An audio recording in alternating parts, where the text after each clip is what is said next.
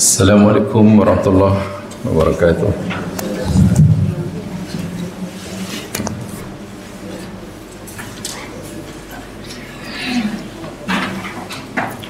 Alhamdulillah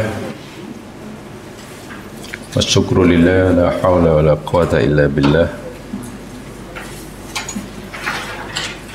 Asyhadu an la ilaha illallah wahdahu la syarika lah, asyhadu anna Muhammadan abduhu wa rasuluh.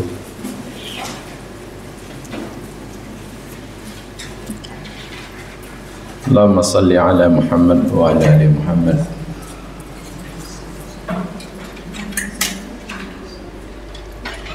Raditu billahi rabba, bislami dina, wa bi Muhammadin nabiyya wa rasulah. Bismillahilladzi la yadurru ma ismihi syai'un fil ardi wa la fis sama' wa huwas sami'ul alim. Bismillahilladzi la yadurru ma ismihi syai'un fil ardi wa la fis sama' wa huwas sami'ul alim.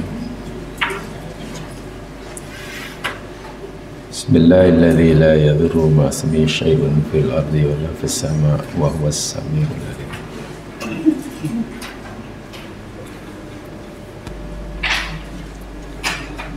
Allahumma inna ala dzikrika wa syukrika wa husni ibadatik. Rabbana la tuzigh qulubana ba'da idh hadaytana wa hab lana min ladunka rahmah innaka antal wahhab. Amin ya rabbal alamin.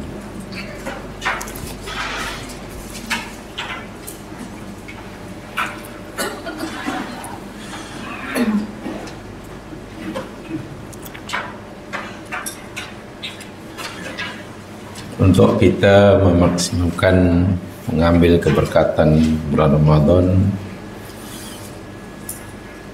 kita akan teruskan sedikit kajian kita firman Allah Subhanahu wa taala dalam surah Al-Kahfi. Diharapkan usaha yang kita lakukan ini menepati sabda Nabi sallallahu alaihi wasallam, man qara'a harfan, sesiapa sahaja yang membaca Al-Quran walaupun hanya satu huruf, Allah akan berikan dia satu kebaikan, dan satu kebaikan digandakan jadi 10 kali ganda. Ini la aqulu alif lam mim harfun. Baginda bersabda, aku tak kata alif lam mim itu satu huruf,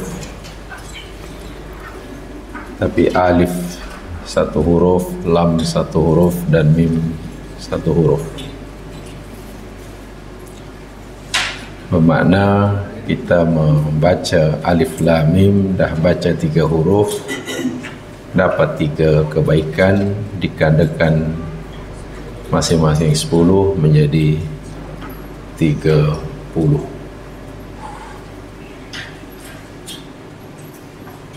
Dalam sarahnya, dalam sarah hadis ini, yang paling dekat kepada yang benar akan maksud hadis ini, yakni siapa yang membaca Al-Quran dan memahami akan maknanya, baru dapat apa yang Nabi beritakan itu. Tapi kalau hanya sekadar membaca lawan laju, lawan cepat hatam, ya tak masuk lah.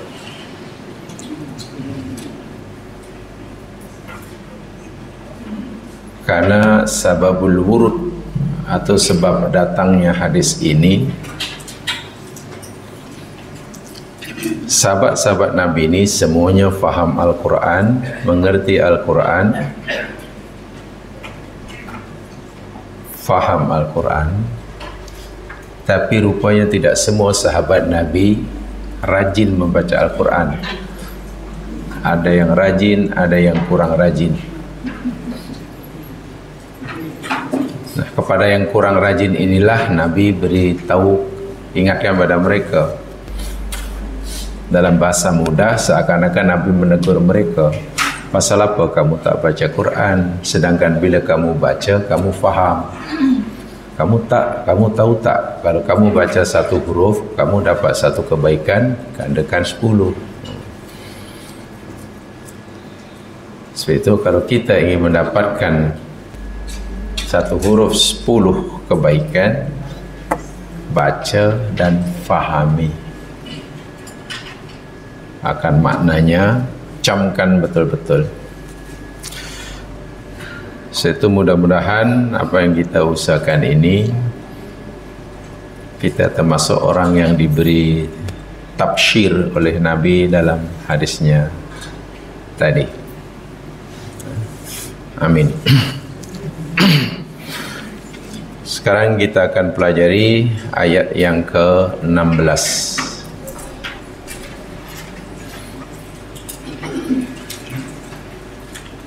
A'udzu billahi minasyaitonir rajim. Wa idh i'tazaltumuhum wa ma ya'buduna illallah fa'u ilal kahfi yanshur lakum rabbukum min rahmatih wa yuhayyi' lakum min amrikum mirfaqa.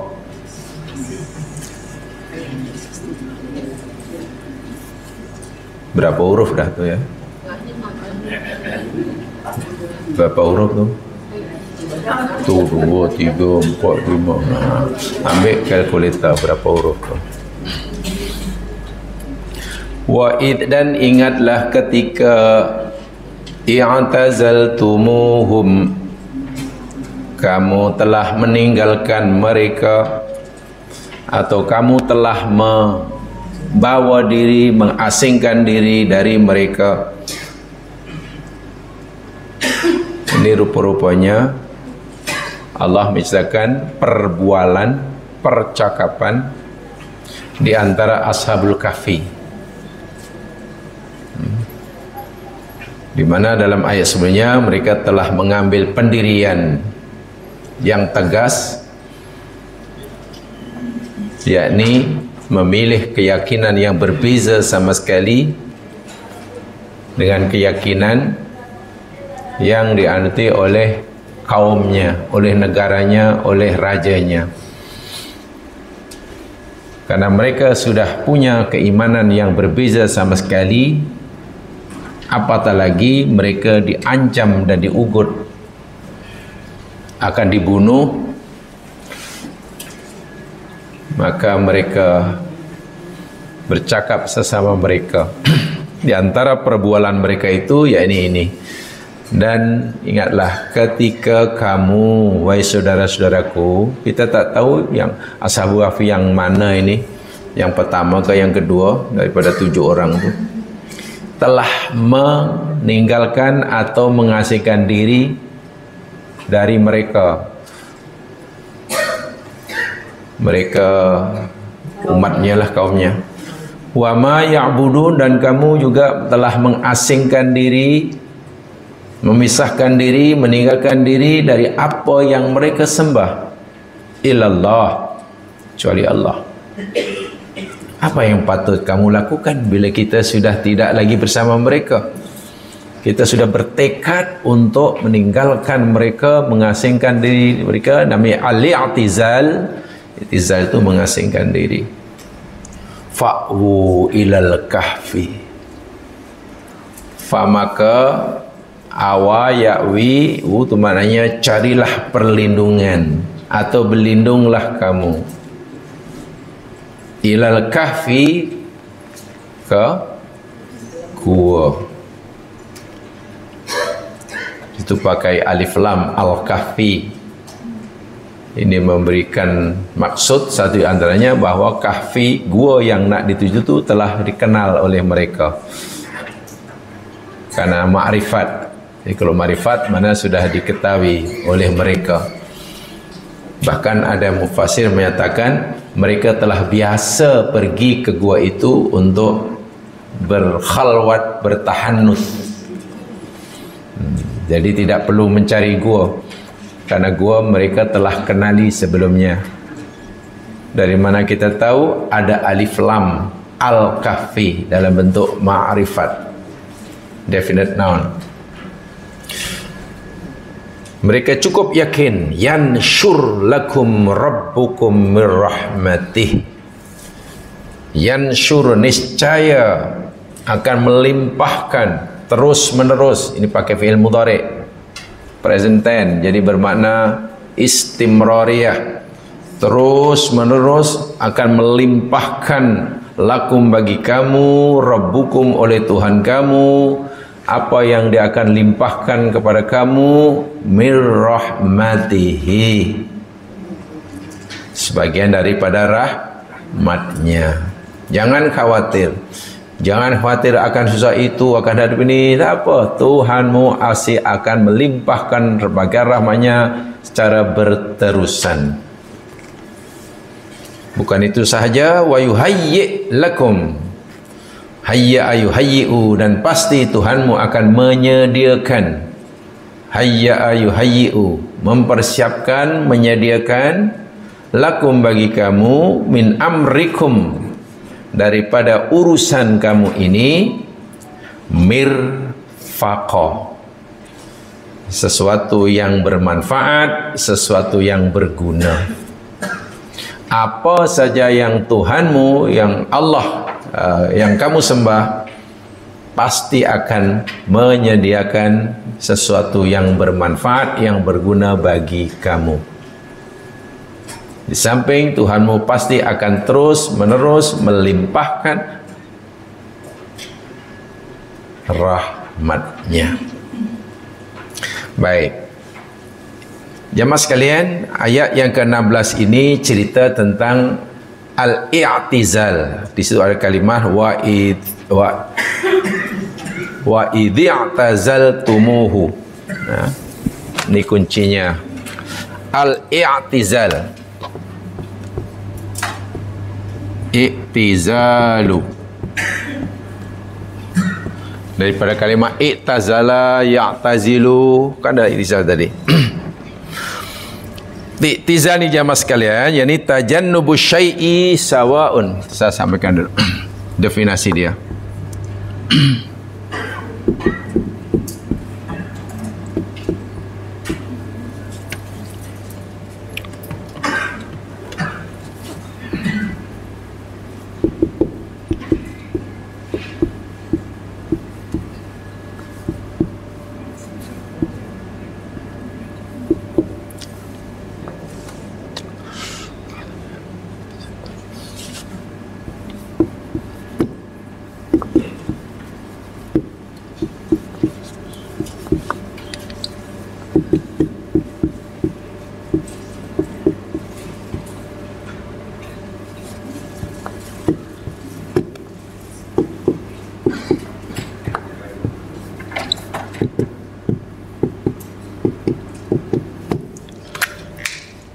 Nih pengertian i'tizal dalam ayat ini.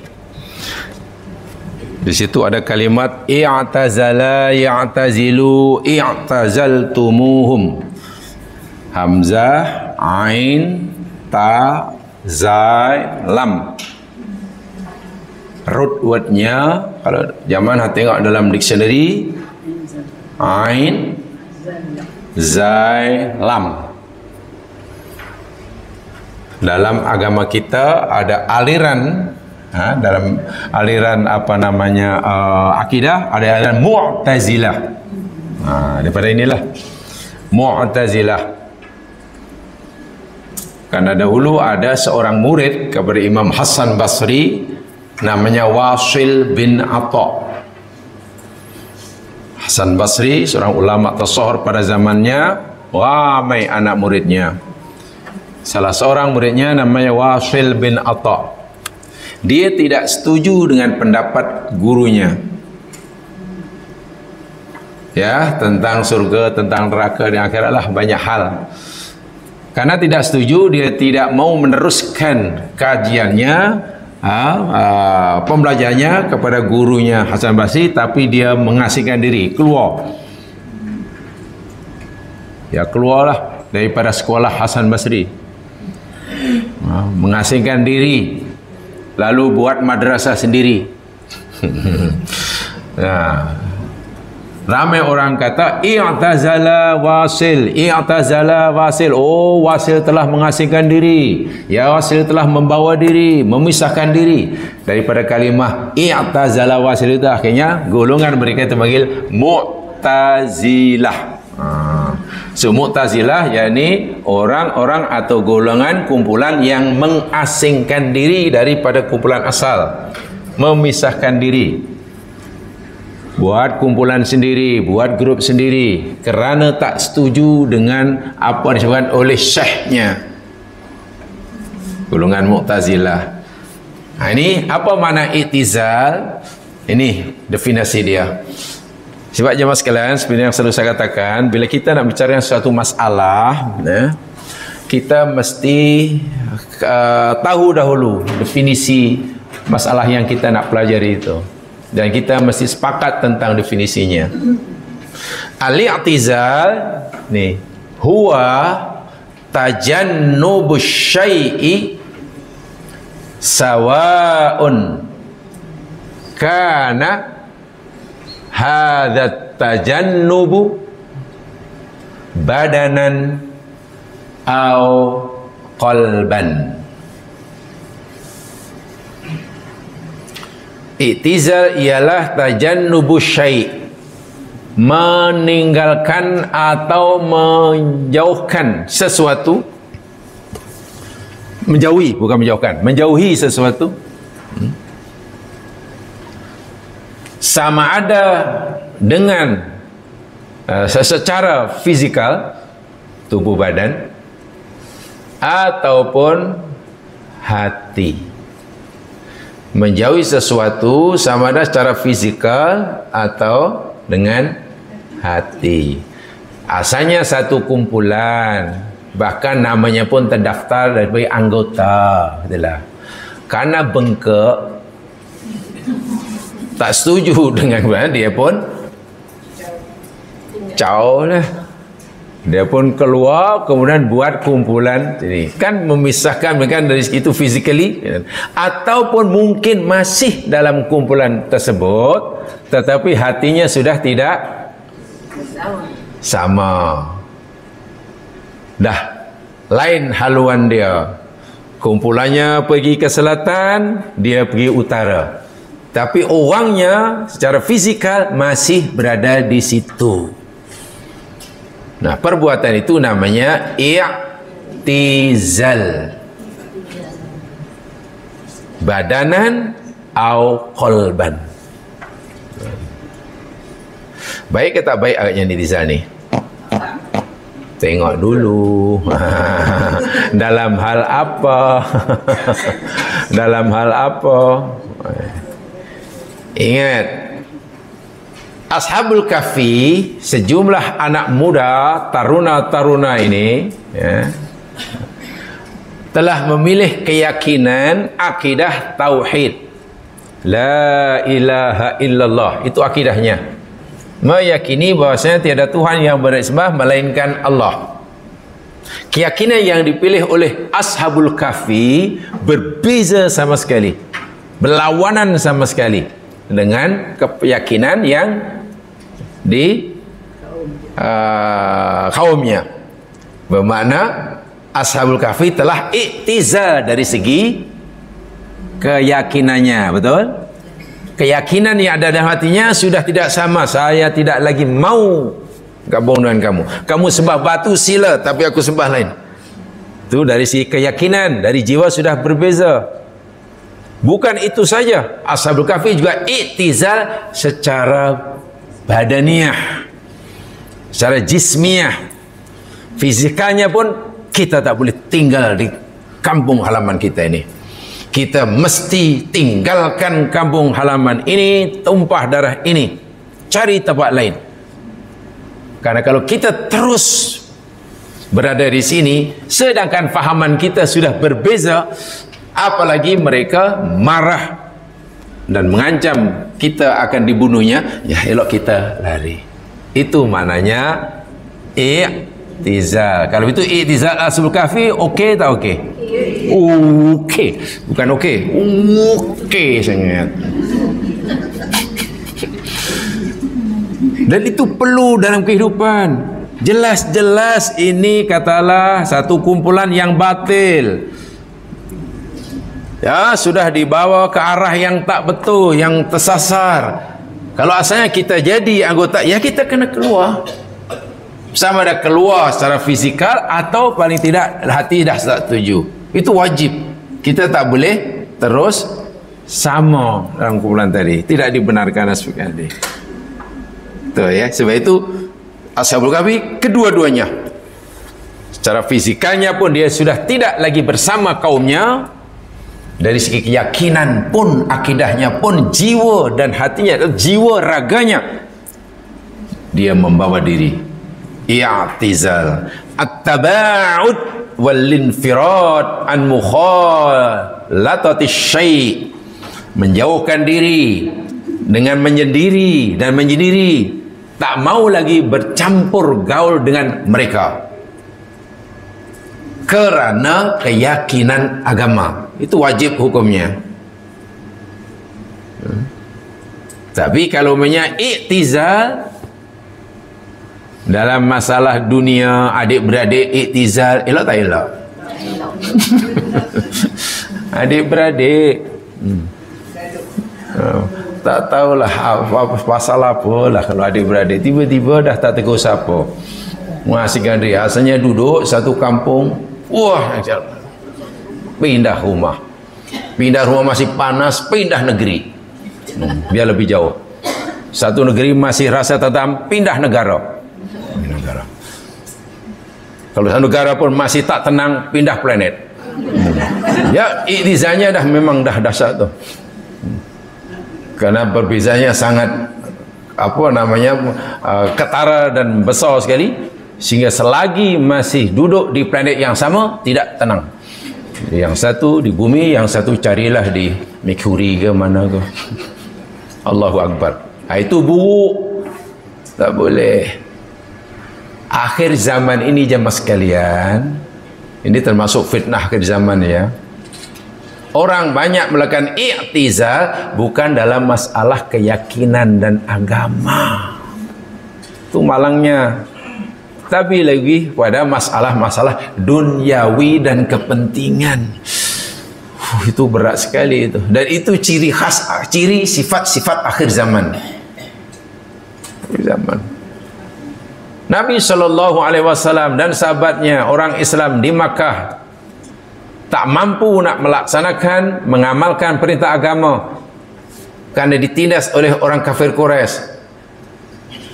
Nabi atas perintah Allah mengizinkan sahabatnya, termasuk Nabi sendiri yang terakhir dengan Abu Bakar, i'tizal, jadi hijrah ke Madinah. Itulah i'tizal.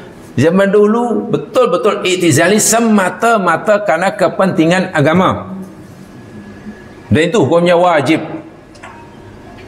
Hukumnya wajib. Tapi itulah tanda-tanda akhir zaman, i'tizal sering berlaku hanya kerana kepentingan sekejap, kepentingan sementara ya, dan itu ya berat tanggungjawabnya di akhirat ya, sangat berat. Baik, ni Ashabul Kahfi. I'tazala ya'tazilu wa idza tazaltumuhum ma'budun illallah fa'u ilal kahfi, dan seterusnya dan seterusnya. Baik, saya bacakan dahulu tafsir As-Sa'di. Tafsir As-Sa'di, beliau kata qala ba'duhum li ba'din idza hasala lakum i'tizalu qaumikum fi ajsamikum wa adyanikum apabila salah seorang dan sebagian mereka berkata pada sebagian lain, ini perbualan di antara Ashabul Kahfi ya, apabila kamu telah mengambil keputusan pendirian dan kamu ingin dan kamu mesti iktizal, meninggalkan, menjauhkan diri kamu daripada kaum kamu secara jasmaniyah dan ruhaniyah, fala yabqa illa an-najaa min syarihim, karena tidak ada lagi jalan untuk selamat kecuali itu. Kamu tidak boleh menyelamatkan keyakinan kamu kecuali dengan cara iktizal.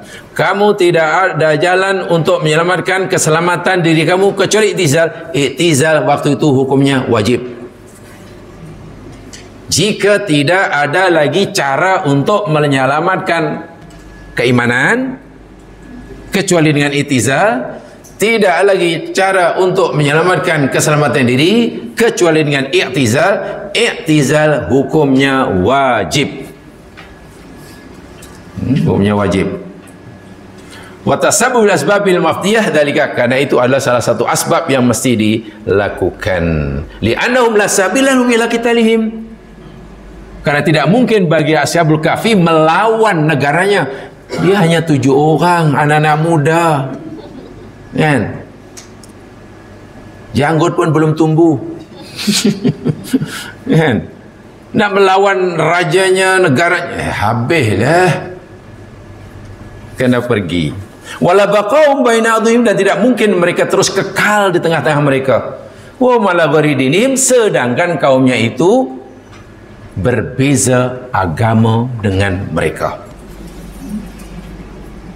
Bagaimana iktizal yang mereka pilih? Pergi mencari tempat ke dalam gua, dan mereka cukup yakin memang di atas kertas dari segi zahirnya hidup dalam gua ya, tentulah tidak selesa mana, tidak sesenang mana hidup di kampung halaman. Tidak mungkin, memang pasti lebih susah dari Makassar. Tapi ingat, mereka memilih gua itu bukan karena mereka tahu di gua lebih selesa, lebih tenang, tidak. Menurut Sunnatullah pasti hidup di gua lebih susah, tapi itulah cara yang mereka pilih, dan mereka yakin walaupun dari segi mata kasarnya, secara zahirnya hidup di gua itu lebih susah, tapi kita kena yakin kita pergi sana bukan kemauan kita, kita pergi sana bukan kepentingan pribadi, kepentingan diri, tapi semata-mata kerana hendak menyelamatkan keimanan, semata-mata kerana Allah. Orang yang melakukan sesuatu yang sekalian semata-mata kerana Allah, pasti Allah akan lindungi, pasti. Ini ayatnya, yansyur lakum rabbukum rahmatih, sehingga hidup mereka jauh lebih bahagia selepas itu. Dan kita telah ketahui sama, Allah tidurkan dalam jangka masa yang lama. Tiap hari saya katakan, pemuda yang di dunia kerjanya hanya tidur, di akhirat masuk surga. Apa yang nak lagi? Apa yang nak lagi ya? Orang yang paling bertuah ini Ashabul Kahfi, hidupnya hanya tidur, di akhirat masuk surga. Tapi mungkin kalau kita melihatnya menggunakan kacamata dunia, tapi rugi. Dia tak sempat kahwin. Dia lah apa suruh dia kahwin? Dia tak sempat kahwin, tak sempat bersanding.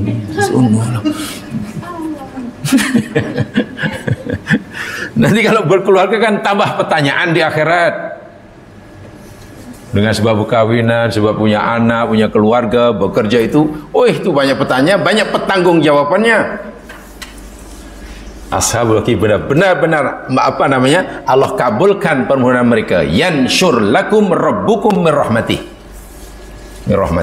Ini ya. Jadi indamu ilai waqtahu yang sudah jelas sebagaimana takuna akhbara annahum da'au biqauli rabbana, dan kemakbulan doa mereka ini Allah limpahkan pada mereka rahmatnya ini. Allah sediakan kemudahan kebaikan, sesuatu yang berguna bagi urusan mereka itu berkat kemakbulan doa mereka yang mereka pernah panjatkan pada Allah, yang Allah rakamkan dalam ayat yang ke-15 tempoh hari. Ingat, mereka telah berdoa pada Allah, Allah rakamkan doanya dalam ayat yang ke-15. Rabbana atina min ladunka rahmah wa hayyi lana min amrina rasyada. Itu doanya. Ya, 10. Tak masalah 15 kurang 5. Belum habis cakap tadi. Belum habis cakap. Itu doa mereka. Dan mereka cukup yakin. Kenapa? Kenapa ya doa mereka begitu cepat dikabulkan oleh Allah? Karena tadi sama sekali mereka melakukan apa saja, berkata apa saja, bertindak apa saja, mengambil pendirian dengan benar apa saja, semata-mata kerana Allah. Orang yang mementingkan, mengutamakan Allah ni jamaah sekalian, pasti Allah akan beri apa yang dia kabulkan, yang dia minta. Allah berfirman,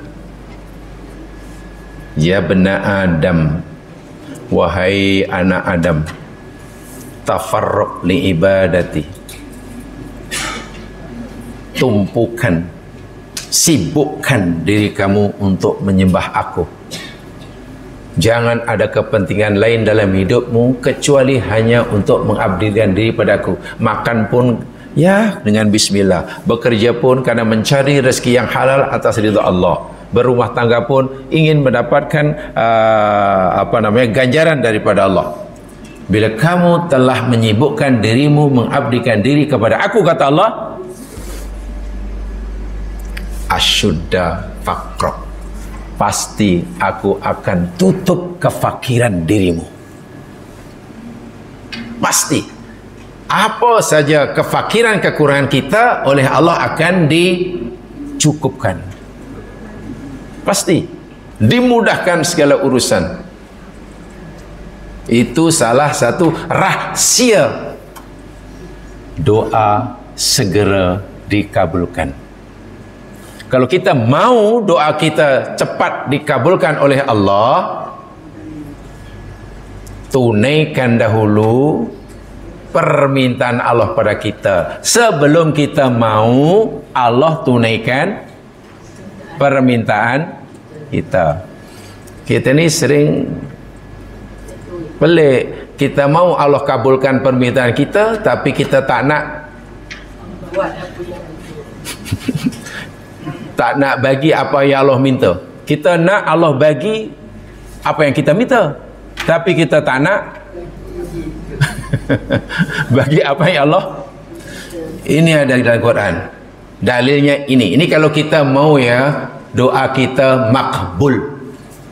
Dan saya yakin semua orang berdoa pasti ingin makbul, bukan hanya sekadar inginkan pahala. Doa bukan hanya daripada tidak. Ini dalilnya. Lihat rangkaian ayat-ayat puasa, pasti jamaah akan jumpa.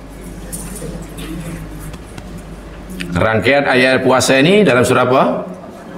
Al-Baqarah mula 183, 184, 185, 186, 187. Itu rangkaian ayat-ayat puasa. Di tengah-tengah itu cerita tentang doa. Wa idza sa'alaka ibadi, apa tu? Anni fa inni qarib.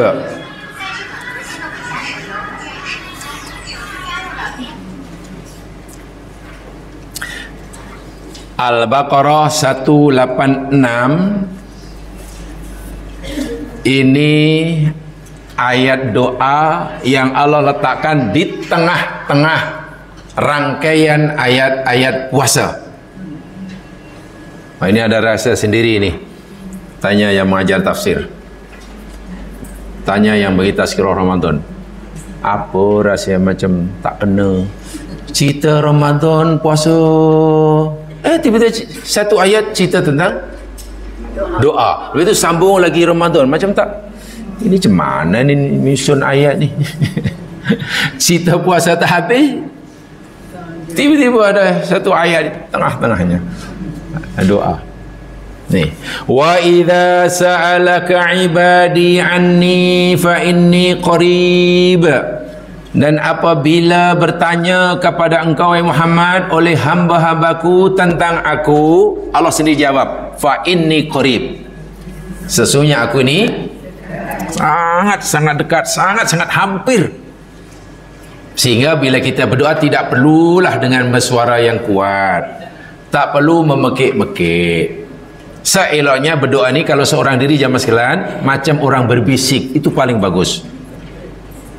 Macam kita berbisik, tidak dalam hati tapi juga tidak terlalu wah tak perlu Allahumma macam yang mengaminkan 3 juta orang. Tengok belakang makmumnya 3 orang aja. Doanya pakai speaker. Allahu Akbar. Itu kurang tepat itu, tidak mengikuti Quran itu. Dalam surah nanti kalau macam itu dia akan ditegur oleh Allah dalam surah Al-Isra tu. Ujibu da'watad da'i, kata Allah. Ujibu, aku akan memperkenankan, mengabulkan, ijabah da'watad da'i, doa, permohonan, seruan orang yang berdoa, idza da'ani, apabila dia berdoa pada aku. Ini janji Allah nih. Aku akan kabulkan permohonan orang yang memohon, yang berdoa apabila dia berdoa pada aku. Tapi ada syarat. Syaratnya fal yastajibuli. Apa tu? Fal yastajibuli. Maka hendaklah mereka memperkenankan istijabah li bagi aku. Maknanya, wahai hambaku, kalau kamu nak berdoa pada aku akan kabulkan. Tapi syaratnya, kabulkan dahululah permintaan aku kepada kamu. Gitu. Wal yu'minu bi, dan adalah kamu beriman pada aku, kamu yakin bahwa aku akan kabulkan. Jangan doa dengan setengah hati. Tak boleh. Kena yakin bahwa Allah akan kabulkan. Tak boleh berdoa, ya Allah, ya Tuhanku, aku mohon padamu, ya Allah, tolonglah sembuhkan penyakit ibuku, ya Allah. Dah macam-macam ikhtiar, doktor pun kata dah, inilah, aku mohon, ya Allah, sembuhkan. Tapi kalau engkau tak sembuhkan pun, ya Allah, tak apa, kerana memang susah. Macam mana?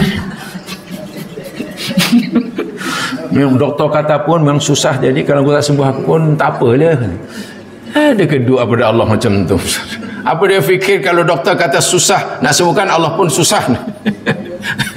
Menghidupkan yang mati pun Allah berkuasa. Ini hanya menyembuhkan penyakit. Alah, kecil. Nih, jelas sekali. Allah firman, wahai hambaku, aku ni dekat. Aku akan sentiasa kabulkan permohonan kamu. Kalau kamu memohon pada aku. Tapi syaratnya, terlebih dahulu, kamu penuhilah permintaan aku.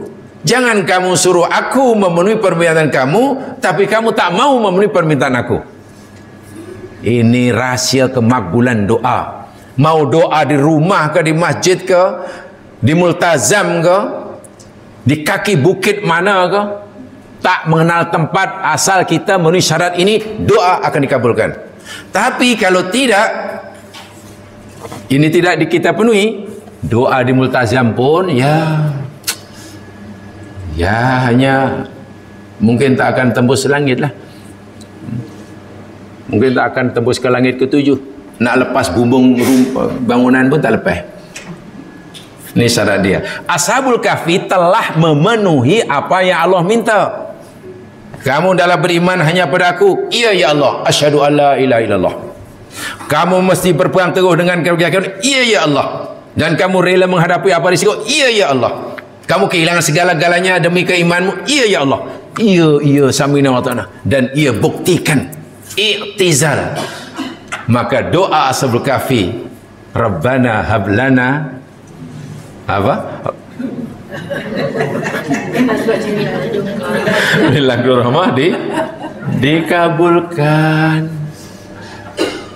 Tuh, jadi doa bukan kebiasaan ya, biasa doa Allahumma rabbana atina fid dunya hasanah Allah sampai pukul 3 dah. Jangan, doa itu ibadah. Kena sungguh-sungguh. Kalau tak nak panjang-panjang tak apa. Ya, bahkan apa namanya? Afdalud doa. Apa afdalud doa? Afdalul dzikri la ilaha illallah. Afdalud doa alhamdulillah, hadis sahih. Sebaik-baik zikir yakni la ilaha illallah, dan sebaik-baik doa ialah alhamdulillah. Maknanya apa ya? Saya yakin yang semua sudah tahu doa ada dua. Satu doa ibadah, dua doa masalah. Daripada dua jenis doa, doa ibadah atau doa masalah, mana yang lebih utama? Doa ibadah. Sebab itu Nabi kata afdalul doa puji banyak-banyak, puji banyak-banyak. Setelah puas kita memuji, barulah kita menguatkan masalah kita, walaupun hanya satu, insya-Allah cepat makbul. Bukan kemukakan kita senaraikan permintaan kita ada 50, pujiannya lah hanya alhamdulillah. Lah itu baca senar, ya Allah ini nak meringkaskan menjimat masa, ya Allah aku mohon pandu nombor 1 2 3 4 5 6 10 yang pertama ni urgent, ya Allah urgent, kalau boleh bulan ini. Jangan, tidak boleh begitu ni ya. Jadi betul-betul ayat ini memberitahu kita bagaimana ashabul doa ashabul dikabulkan oleh Allah. Rahsianya karena mereka telah mengabulkan, menunaikan apa yang Allah minta. Allah suruh mereka beriman hanya pada Allah, iya, walaupun mereka hanya minoriti, melawan keyakinan kaumnya. Mereka sanggup menghadapi apa saja cabaran dengan kerana mereka berpegang pada kalimah tauhid. Dan betul, dan mereka tidak tahu bagaimana nanti Allah, rahmat Allah yang Allah akan berikan pada mereka. Mereka tidak pernah fikir, tidak pernah tentukan. Mereka tak kata, ya Allah kami nak masuk gua, ya Allah tapi di gua itu tak ada air, tolong bagi air ya. Tak padu dia pun satu-satu. Di gua ni kami bawa makanan hanya sikit, ya Allah cukup 2 hari, lepas itu tak payah dijemput. Air minuman menjadi kecil kalau Allah sudah jamin rahmat kepadanya. Dan orang itu ternyata tidak diberikan bekalan air dan makanan oleh Allah, walaupun dalam jangka masa yang sangat lama. Tengok. Jadi jangan fikir makan minum itu yang terpenting. Biar Allah sedia memilihkannya. Yang memilihkannya, dan Allah pilihkan yang terbaik bagi orang itu, bagi ashabul kahfi. Itu kata As-Sa'di. Fajama'u bainat tabarri min haulihim wa quwwati wal iltijai ila fi salahi amrihim. Masyaallah. Mereka mengumpulkan, menggabungkan antara daya dan upaya ikhtiar mereka dengan sikap berserah diri kepada Allah Subhanahu wa taala. Itu luar biasa itu. Dalam bahasa mudahnya, mereka telah menggabungkan antara ikhtiar dengan tawakal. Mana ikhtiarnya? Meninggalkan kampung halaman, suruh ke gua. Itu ikhtiar itu. Itu yang mampu mereka lakukan. Dari mata kasar, dari segi zahir, manalah mungkin selamat hanya nyuruh dalam gua. Sedangkan kerajaannya, rajanya sangat zalim, tentulah tak susah bagi tentera-tenteranya untuk mencarinya. Kalau mereka hanya sembunyi dalam gua. Tapi itu aja ikhtiar yang boleh dilakukan. Tawakal, biar selebihnya Allah yang menentukannya. Itu. Wa baina thiqati billahi annahu sayaf'alu dzalik. dan juga dengan keyakinan mereka yang penuh bahwa Allah Subhanahu wa taala akan melindungi mereka. La jarama anallaha nasarallahu bi rahmatihi wa hayya lahum min amri mirfaqa, dan terbukti tidak syak lagi Allah telah melimpahkan rahmatnya dan memudahkan segala urusannya, menjaga dan memelihara agama mereka, tubuh badan mereka, dan menjadikan mereka adalah tanda-tanda kebesaran Allah bagi generasi selepasnya. Tidak habis-habis pengajaran daripada Ashabul Kahfi untuk kita kaji sebagai generasi selepasnya. Itu kata As-Sa'di. Kata dalam tafsir Al-Wasit, Dr. Said Tontowi, mantan Syekhul Azhar dahulu, beliau menyatakan begini: ba'da dzalika ma tanajaw bihi fi ma bainahum ba'da an wadaha mawqifuhum wuduhan sharihan hasima wa ba'da an a'lanu kalimat at-tauhid bi sidqin wa quwwah.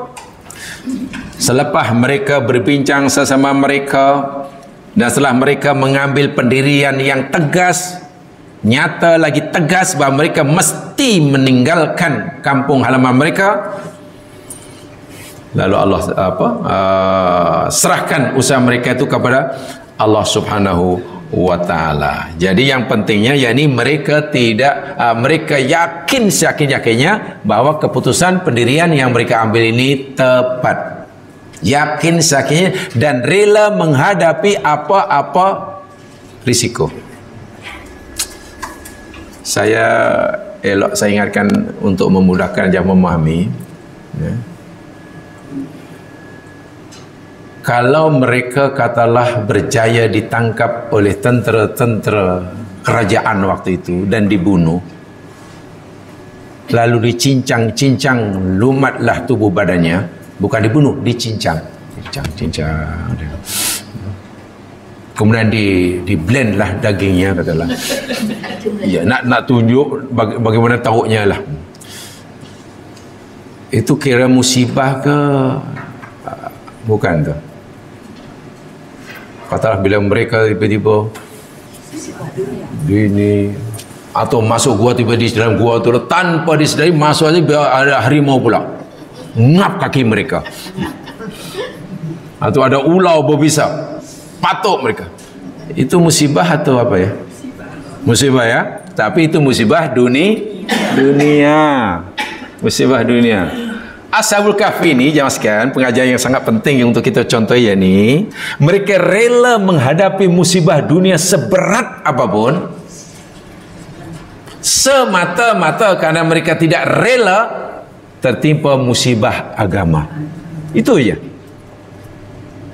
Yang mereka tak rela itu jika imannya hilang, terjejas, hubungannya dengan Allah terjejas.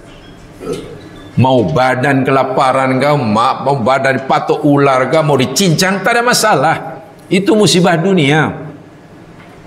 Dan musibah dunia, kata Nabi, bagi orang mukmin ya, sama ada Allah nak ampunkan dosa-dosanya jika orang itu ada dosa, atau Allah nak mengangkat darjahnya jika orang itu sudah tidak punya dosa. So apa ruginya orang ditimpa musibah dunia? Kelaparan, kebuluran, pembunuhan, atau apa sajalah, itu musibah dunia. Dan hikmah musibah dunia ada dua, kata Rasulullah.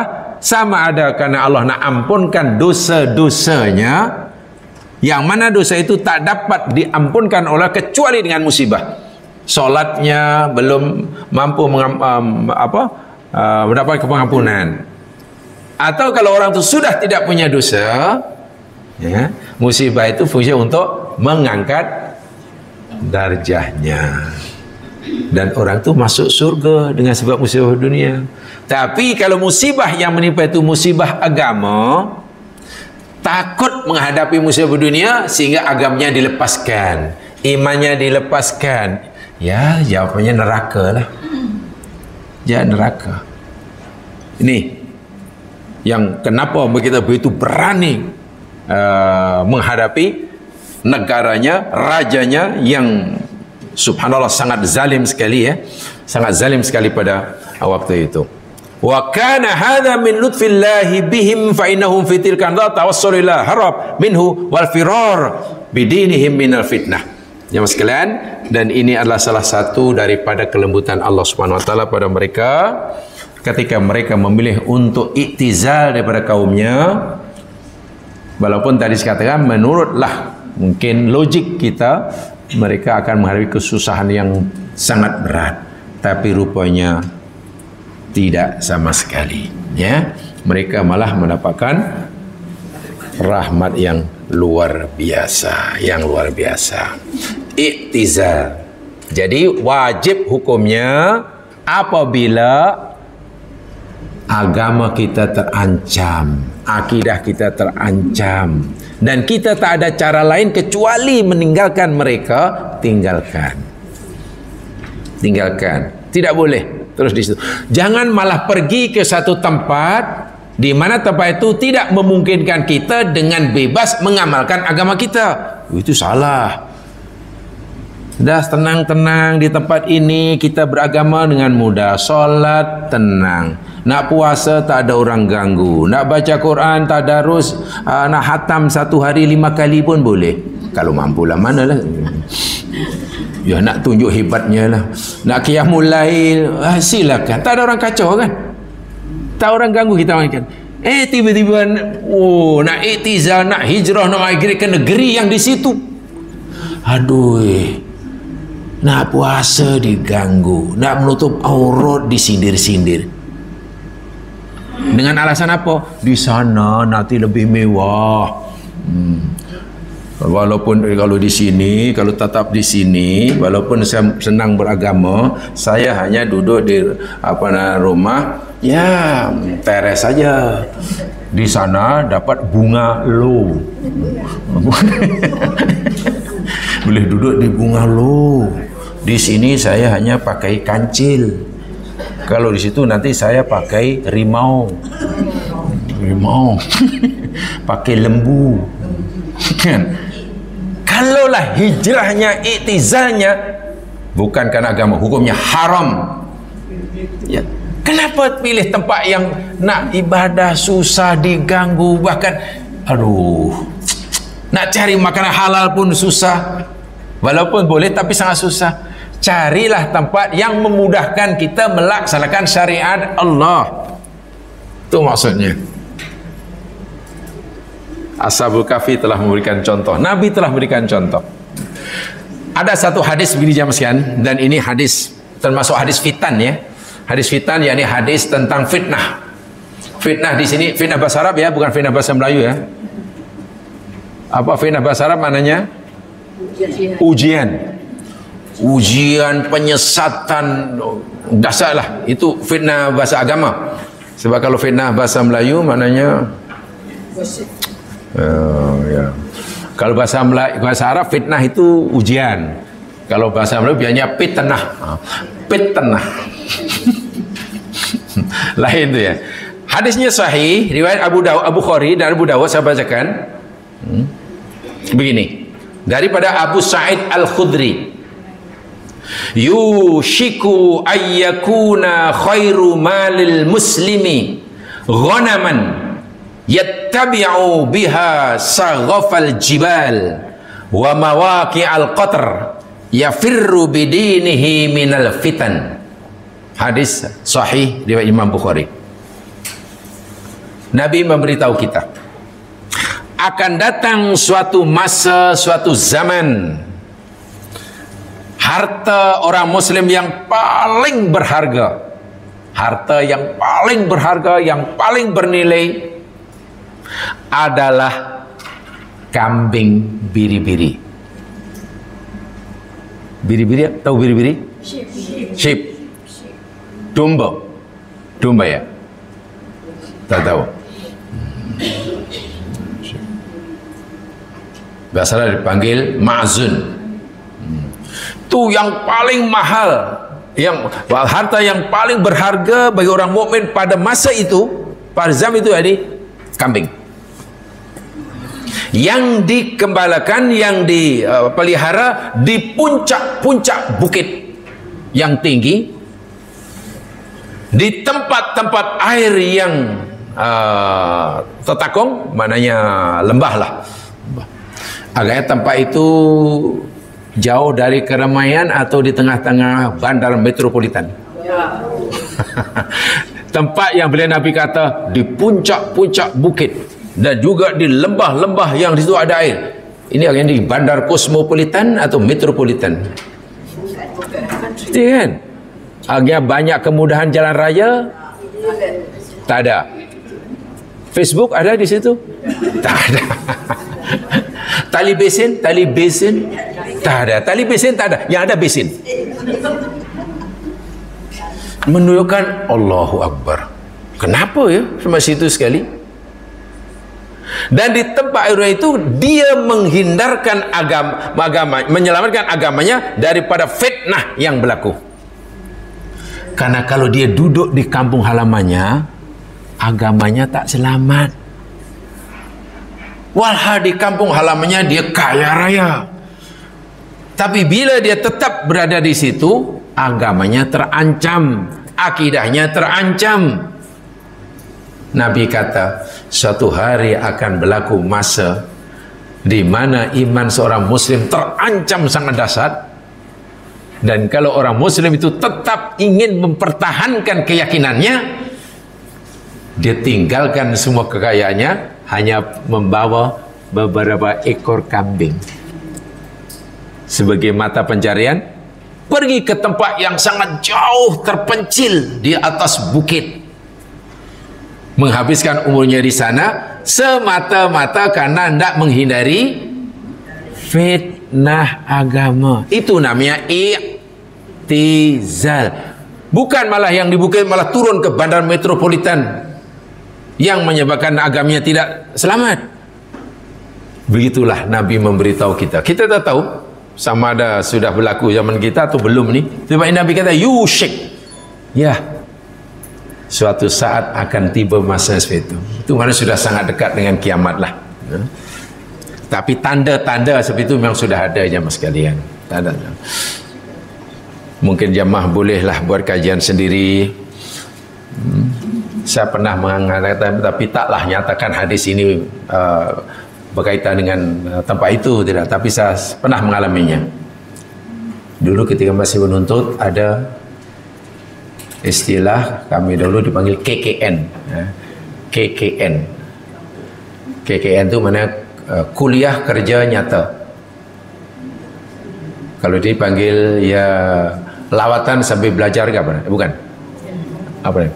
Kan biasanya ada student katalah ni tak boleh hanya belajar di sekolah, di kampus saja. Antaulah ke kawasan-kawasan yang terpencil orang Islam ini, dan mereka mesti duduk dengan mereka seminggu paling tidak. Duduk dengan mereka, bergaul dengan mereka, seakan-akan kita bahagian daripada apa? Komuniti mereka.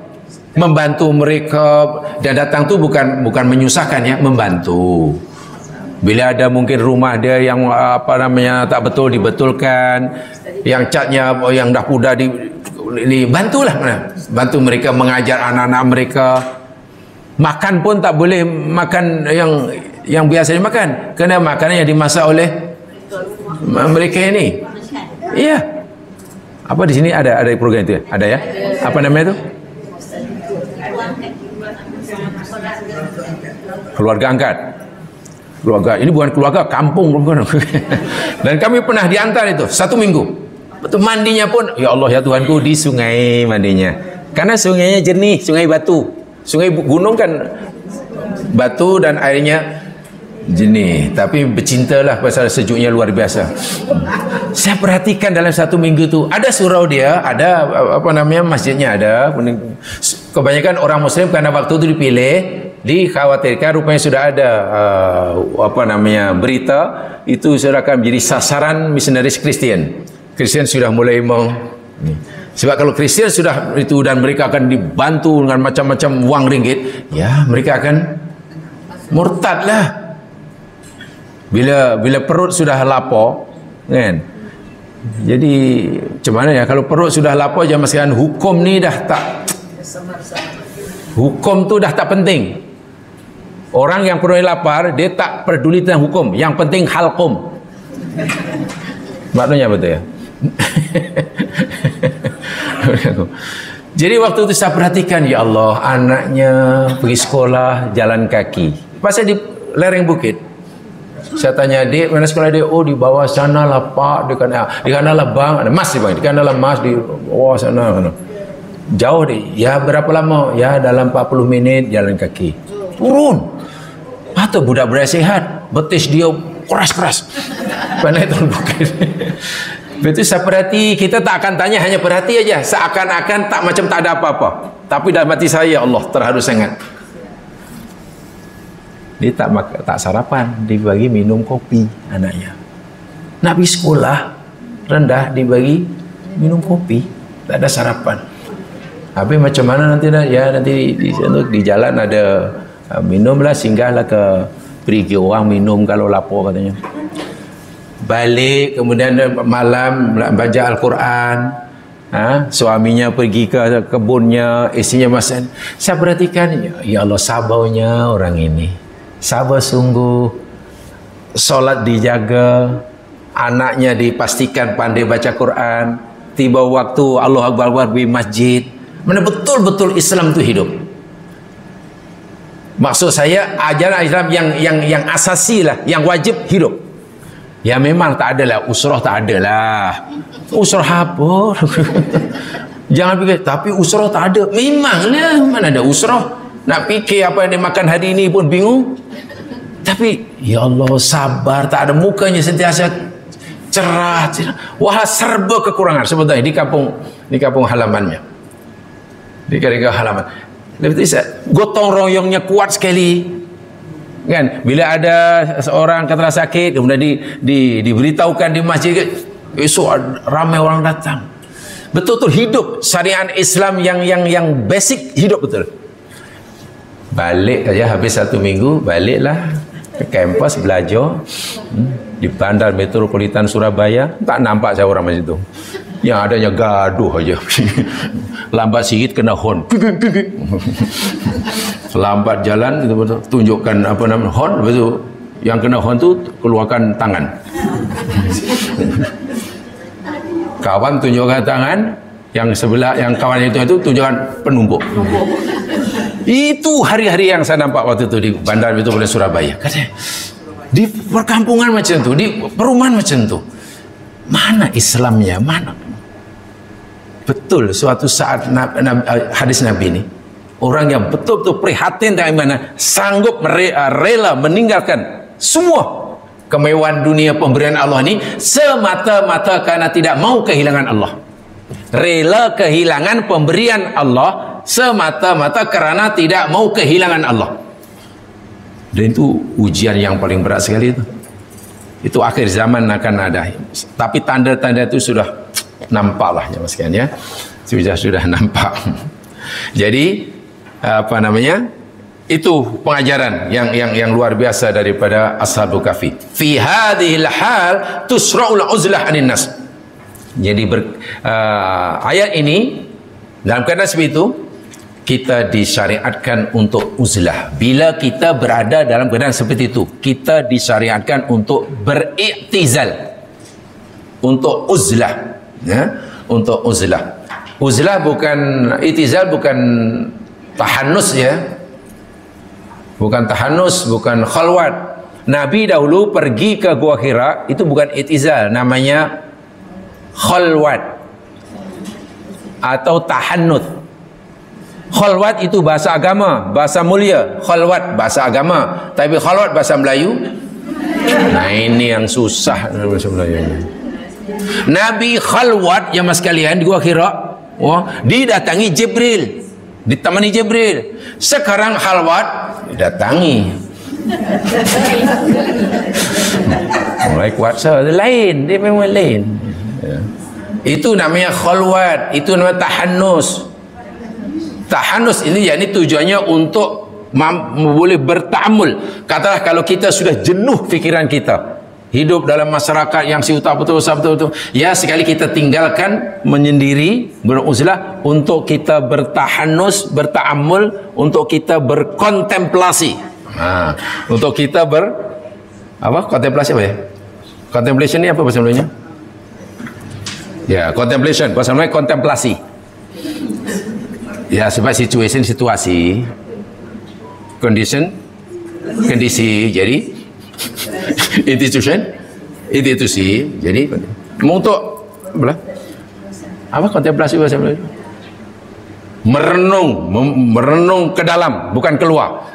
Memikirkan macam mana tujuan hidup, untuk apa, kosongkan fikiran daripada perkara-perkara yang sifatnya duniawi seperti biasa, bebaskan, lalu kita kosongkan fikiran hati kita, kita tubuh kepada yang mencipta.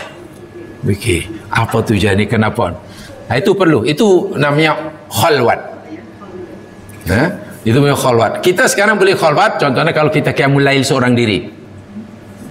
Qiyamul lail seorang diri, ya tidak semestinya baca Quran, tidak semestinya terus menerus solat sunat, tidak. Sesekali kita duduk atau merenungkan diri, merenung dalam fikir, sebab agak-agak lah yang aku lakukan selama ini banyak salahnya atau banyak betulnya.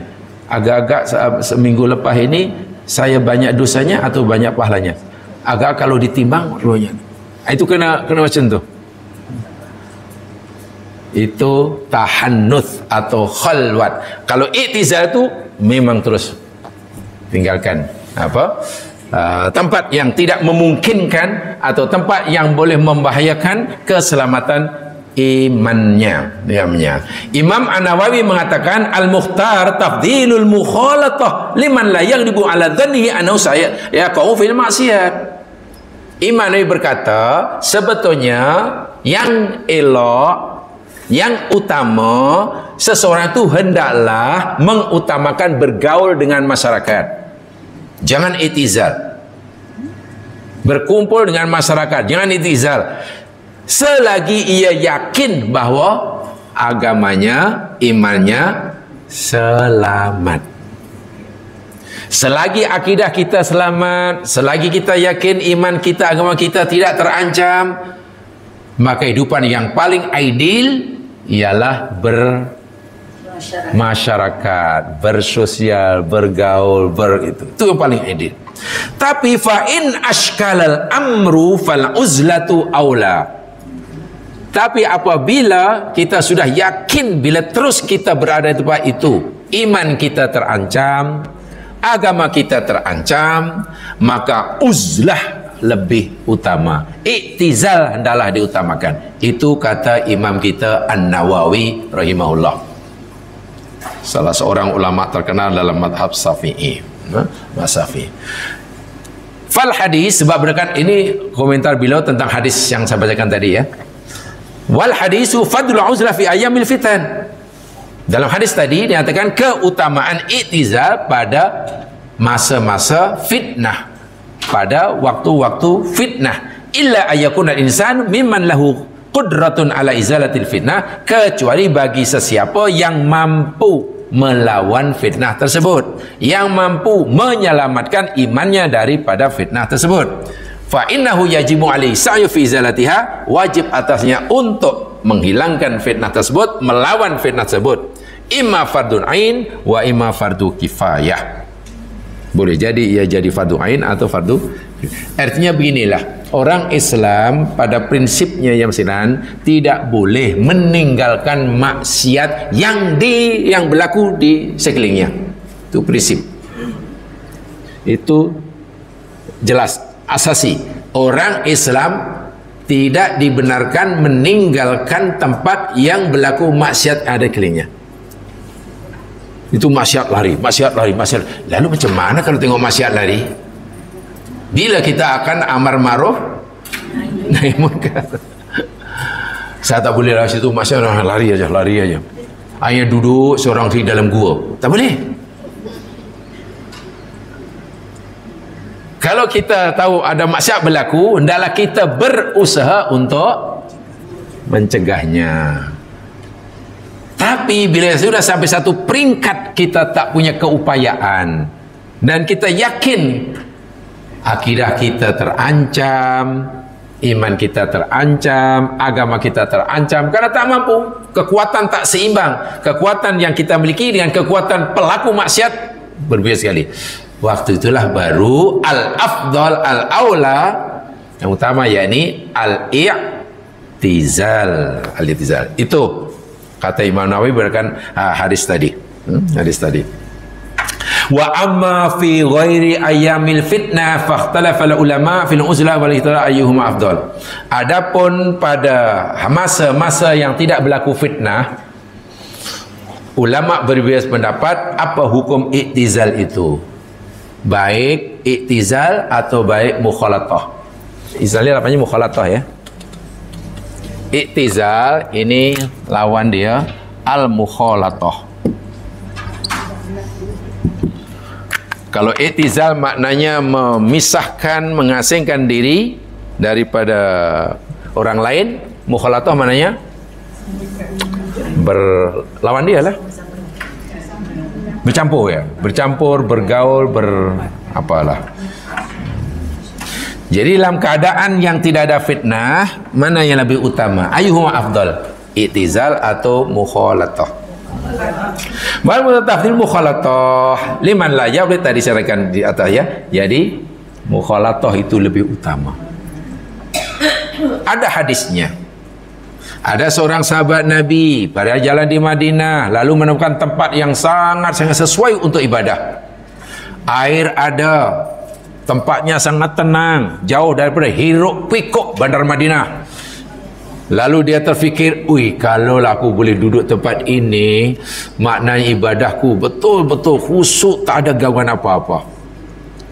Tapi dia tidak akan terus berada di itu sebelum dapat keizinan Nabi SAW.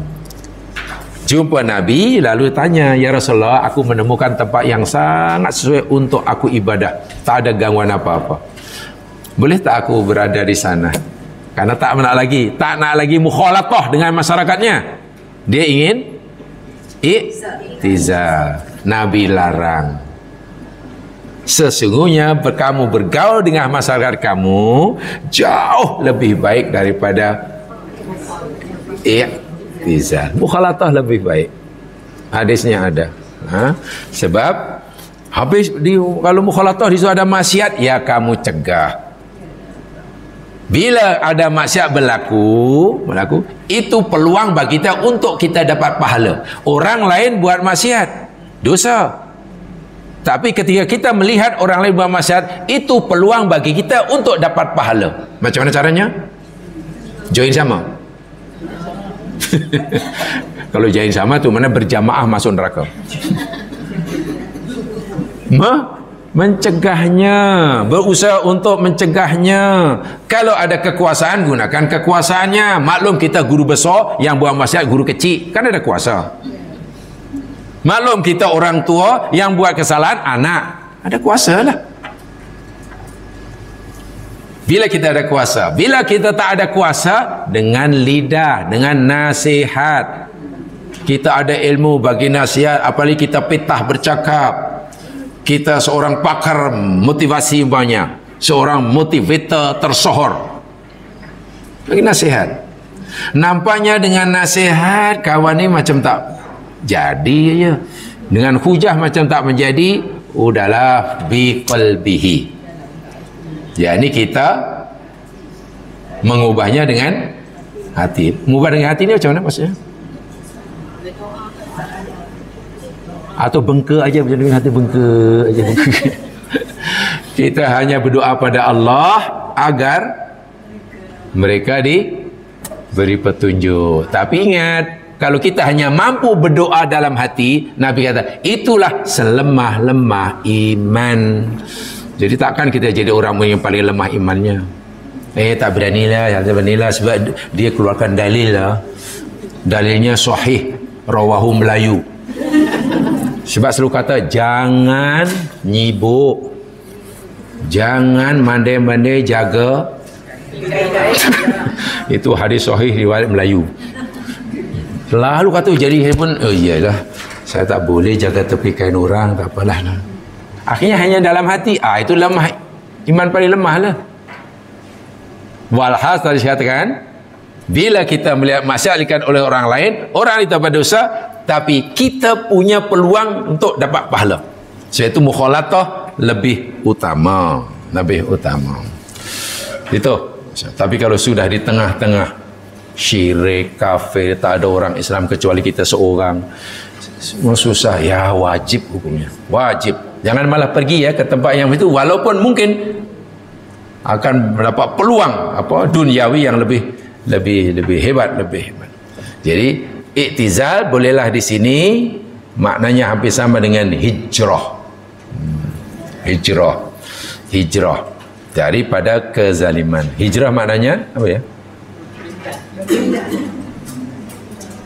Hijrah ni rutbahnya apa?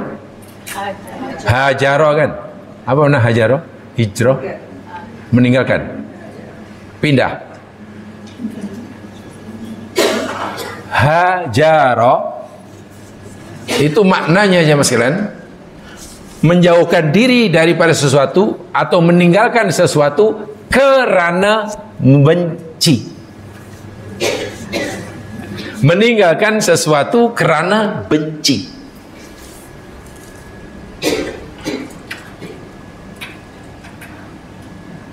Kalau kita meninggalkan sesuatu tapi hati kita tak mampu membenci apa yang kita tinggalkan, itu belum dipanggil hijrah.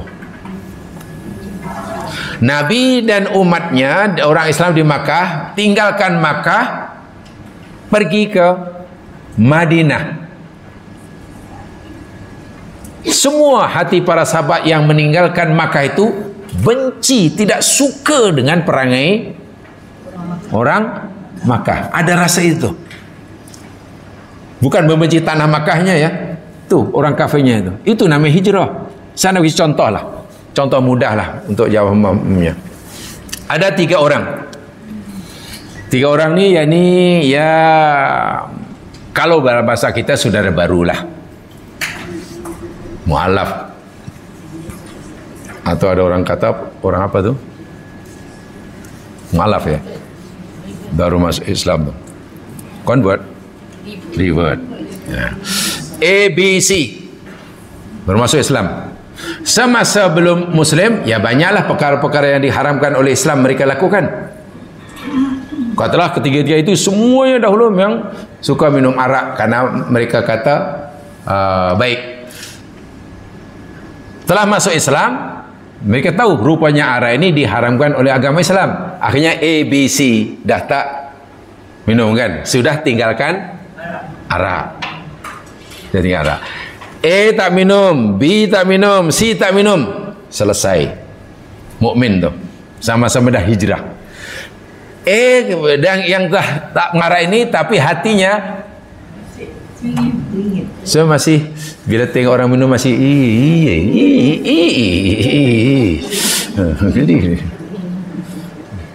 masih ada keinginan. Tapi tak boleh. Dia tahu tak boleh, haram. Dia memang dah tak dosa karena dah tak minum kan, dia tak berdosa. B tak minum, tapi A tadi masih menyukainya. Dia tak minum tapi masih menyukainya, tapi tak minum. B tak minum tapi belum mampu membencinya. Sebab itu bila tengok orang minum ter lah, tak tahulah ter apa. Yang C minum dah tak, benci, menyesal, memang menyesali diri sendiri, marah diri sendiri, kenapa dulu aku minum. Tahu tak jemaah sekalian, walaupun dari segi fiqh ketiga-tiga itu hukumnya sama, Muslim lah, tapi dari segi imanan ganjarannya dari sisi Allah tidak sama. C itu ganjarannya paling tinggi. Kenapa? Karena dia telah meninggalkan arak disertai dengan rasa benci. Itulah nama hijrah yang sebenar. Sesuai dengan sabda Nabi, yakni al-muhajir man hajara mimma nahallahu anhu. Orang yang berhijrah itu orang yang meninggalkan apa saja yang dilarang oleh Allah. Kalau kita meninggalkan apa yang dilarang Allah tapi hati kita belum mampu membencinya, kita masih menyukainya, sebenarnya kita belum dipanggil hijrah. Sebab itu Nabi bersabda, la yahillu li mu'minin, tidak halal bagi orang mukmin ayah juro akhahu, berhijrah meninggalkan saudara mukminnya lebih 3 hari. Maksudnya apa tuh? Yang diharamkan berhijrah meninggalkan saudara muslim selama lebih 3 hari kan? Katalah, muslim, bi muslim, bukan 3 hari, sudah 3 tahun dia tak tegur sapa kerana berjauhan tempatnya, katakanlah. Karena mungkin sudah hilang kontak, harus kontak lah, mana tak tahu. Bukan karena marah. Tak apa, walaupun 3 bulan. Walaupun 3 bulan. Tak bertegur sapa, tidak bagi salam, tak apa kan. Tapi tak ada rasa benci. Itu bukan dipanggil hijrah. Hukumnya masih bersambung silaturahim. Tapi kalau lebih 3 hari, lebih 3 hari A dan B tak bertegur sapa, bahkan bila jumpa pun palingkan muka, disertai dengan rasa jangankan tengok mukanya, dengar nama disebut pun pening kepala. Lebih 3 hari dah jatuh hukum qat'ur rahmi, pemutus silaturahim. Kalau kurang 3 hari haram. 1 hari haram, dosa besar. 2 hari haram. 3 hari haram. Haram itu dosa besar lah. Tapi kalau sudah lebih 3 hari tak tegur sapa sama muslim, disertai dengan hati yang marah, yang benci, jatuh hukum qati'ur rahmi, memutuskan silaturahmi. Dan Nabi bersabda hadis sahih, la yadkhulul jannata qati', tidak masuk surga orang yang memutuskan. Berat ya masih hadis ikoda, sangat berat. Hadis-hadis ini malangnya hadis-hadis ini akhir-akhir ini kurang di-highlightkan. Walah itu berat sekali itu. Bayangkan bila kita melakukannya, Nabi kata tak masuk surga. Jadi sebenarnya Ramadan kena itu yang di-highlightkan. Adapun disuruh untuk yang mulai ini dah biasa dengar, tak payah disuruh. Untuk tadarus semua dah buat, tak perlu. Untuk tarawih, semua berlumba-lumba. Untuk murih, bahkan ramai yang menajam murih, bahkan tak ada kebahagiaan hari. Untuk apa lagi? Tolong sepada puasa ini jaga silaturahim. Putus silaturahim itu jatuh hukum silaturahim jika antara 2 orang mukmin muslim tidak bertegur sapa, mana mutus, disertai dengan rasa itu lebih 3 hari. Bagaimana kalau 3 bulan? Kalau 3 hari, lebih 3 hari pun dah kira jatuh putus silaturahim. Kalau 3 bulan? Kalau 3 tahun? Ya lebih dahsyat lah. Kalau 1 hari, 2 hari, 3 hari, dosa besar. Belum jatuh putus. Wa khairuhum alladhi yabda'u bis salam, Nabi kata. Dan yang terbaik daripada 2 orang mukmin yang tidak bertegur sapa tadi, mana yang paling baik? Yang mula-mula memberi salam, yang mula-mula coba menyambung semula. Qat'un itu maknanya putus je mas sekalian ya. Qat'un itu putus. Silah itu maknanya sambung. Jadi silaturahim maknanya menyambung sesuatu yang dah putus. Tapi bila jadi bahasa Melayu dah jadi lain. Kalau kita hari raya, kita pergi beraya itu mana pergi apa biasanya? Silaturahim ya? Ya, mari kita silaturahim pergi raya. Sesuatu yang belum putus namanya bukan silaturahim lah. Kita adik-beradik masih mesra, kita dengan orang tua masih mesra, kita dengan kawan masih biasa mesra. Raya kita kunjung-mengunjung. Itu sebenarnya belum tepat kalau dipanggil silaturahim, belum. Itu namanya mukafaah. Orangnya dipanggil mukafi. Ini kalau kita ingin yang betul lah. Kalau yang biasa tak apa, kalau itu aja.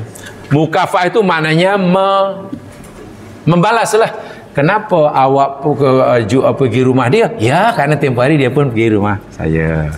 Pasal apa awak jemput dia? Yalah, sebab hari pun dia jemput saya. Pasal apa awak bagi dia daun kesum tu? Oh iyalah, pasal tempoh hari dia bagi saya daun kunyit. Itu namanya mukafa'ah. Orangnya mukafi'. Kita yang melakukan dipanggil mukafi'. Artinya apa? Hubungan itu masih bersambung. Silaturahim itu maknanya kunjung mengunjung, A mengunjungi B, karena selama ini A dan B sudah putus. Itu maknanya silah. Silah itu menyambung. Dan kita tidak mungkin menyambung sesuatu yang masih bersambung. Namanya saya menyambung. Bila menyambung maknanya benda itu dah putus. Sebab itu kita mungkin biasanya kita biasanya ditambah mengeratkan, biasanya begitu. Mengeratkan silaturahim. Tapi sebab itu mukafa'ah. Jadi berat jamaah silaturahim ini paling berat. Apa tak beratnya? Ganjarannya surga. Kalau kita membiasakan istiqomah putus, neraka jawabnya. Silaturahim itu ganjarannya surga. Memutuskan itu kan balasannya neraka. Ya. Silah. Silah. Hijrah, wah itu mana sudah putus. Putus. Iktizal sesama muslim tidak boleh. Iktizal yang diwajibkan, yang dicontohkan oleh Ashabul Kahfi, karena perbezaan keyakinan, wajib hukumnya. Bahkan meninggalkan kekufuran, meninggalkan maksiat, meninggalkan syirik disertai dengan rasa benci, hukumnya wajib. Hukumnya wajib. Sesama muslim, ini bermakna sesama muslim kita tidak bolehlah melakukan iktizal dan tidak boleh kita melakukan hijrah. Jadi hijrah itu mana bukan hanya berpindah ya. Hijrah itu meninggalkan sesuatu disertai dengan rasa benci, tak suka. Ditanya, awak makan itu makanan itu ulat sagu? Kan ada orang makan ulat sagu ya? Sagu yang berulat tu. Tu di Sarawak banyak. Saya pernah lihat tu. Wah, saya tidak makan. Saya tidak makan ulat sagu makan. Saya jauhi. Dan macam mana perasaan kamu ketika melihat ulat sagu yang dijadikan santapan istimewa oleh seorang? Itu saya tak dengar. Itu mana kita sudah hijrah daripada ulat sagu.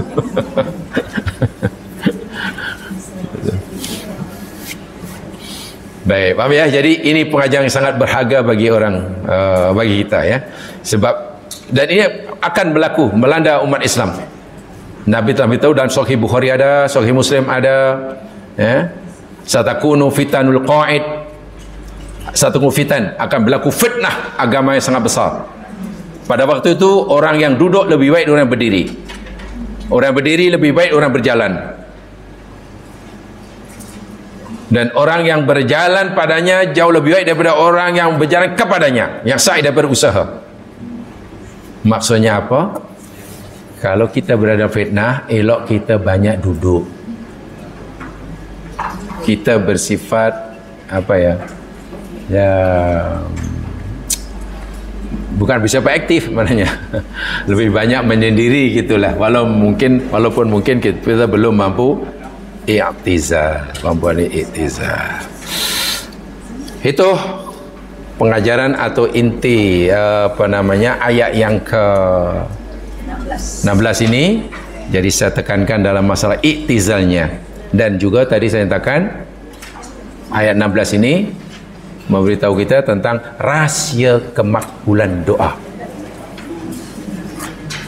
Kalau kita mengamalkan Al-Baqarah 186, doa kita akan dikabulkan oleh Allah dimanapun, bila manapun kita berdoa. Kalau di rumah pun Allah kabulkan, Di gunung pun Allah kabulkan, apalagi di multazam. Kenapa? Ramai daripada kita ni zaman sekarang kadang begini keyakinan dia. Dia ingat kalau doa di multazam pasti makbul, doa di raudhah pasti makbul. Bukan. Multazam, raudhah dan tempat-tempat lain itu adalah hanya sebagai pembantu, mempermudah, bukan penentu, hanya jangan dianggap penentu ya. Oh, kalau doa di multazam pasti. Mana pasti, ramai yang tak makbul. Penentunya yakni diri kita ini. Kita dah buat apa yang Allah perintah atau belum? Kalau apa yang Allah minta kita telah berikan, maka apa yang kita minta Allah akan berikan. Dimanapun kita berdoa. Apalagi kita berdoa di tempat-tempat yang Nabi katakan tempat mustajabah. Masa-masa mustajabah. Ini tidak. Meninggalkan tak buat apa yang Allah suruh, istiqomah. Lalu menyampaikan doa di multazam dan yakin makbul. Tidak. Multazam ataupun raudhah itu hanya membantu kemakbulan, bukan penentu. Bukan penentu. Penentunya masing-masing. Kalau itu penentu zaman sekarang, kasihan ya saudara-saudara kita yang tak ada kesempatan sepanjang hayatnya pergi raudhah. Kasihan sungguhlah. Dan bertualah orang Madinah. Hari-hari. Walaupun mereka mungkin amal kualiti Islamnya mungkin lebih teruk daripada kita. Kasihan kan? Kenapa Allah tak adil? Kenapa tak dibuat raudhah di serta tempat? Ingat itu. Jadi kalau kita sudah layak dikabulkan, apalagi doa kita berdoa di tempat yang mustajabah, makin cepatlah. Itu maksudnya. Itulah, mudah-mudahan diberkati oleh Allah SWT. Yang benar-benar Allah jua, silap kelemahan sendiri. InsyaAllah kita jumpa selepas raya. Jadi jamaah akan cuti panjang selepas ini. Tolong manfaatkan cuti panjang itu. Dan kita akan jumpa selepas cuti panjang. Mudah-mudahan kita tetap sehat walafiat, lebih bahagia, lebih cerah dan lebih mudah. Kita jumpa lagi nanti. Amin ya rabbal alamin. Allahumma salli ala Muhammad wa ala Muhammad kama sallaita ala Ibrahim wa ala Ibrahim. Allahumma inna nas'aluka bi anna lakal hamd la ilaha illa anta antal mannan la ilaha illa antal mawjud samawati wal ardi ya dzal jalali wal ikram ya hayyu ya qayyum. Bismillahilladzi la yadurru ma ismihi syai'un fil ardi wala fis sama' wa huwas samiul alim. Allahumma inna nas'aluka ridhaka wal jannah wa na'udzubika min sakhatika wa minan nar. Allahumma ij'al ma qadaita lana kaffaratan li dhunubina wa rafi'atan li darajatina. Allahumma taqabbal minna siyamana, qira'atina, salatana, takhussu'ana, wa tamim ya Allah taqsirana, tamim taqsirana ya rabbal alamin. Allahumma ighfir lana dhunubana wa kaffir anna sayyi'atina wa taqabbal minna du'aana wa taubatana innaka antat tawwabur rahim. Rabbana atina min ladunka rahmah wa hayyi' lana min amrina rasyada. Rabbana atina fid dunya hasanah fil akhirati hasanah wa qina adzaban nar. Allahumma ij'al jam'ana hadza jam'an marhuma, tafarruqana tafarruqan ma'suma birahmatika ya arhamar rahimin. Allahumma ij'alna min utaqaika minan nar. Allahumma a'tiq riqabana wa a'tiq riqaba ahlina minan nar birahmatika ya arhamar rahimin. Allahumma hadha du'a wa minkal istijabah, istajib du'ana ya mujibad da'wat.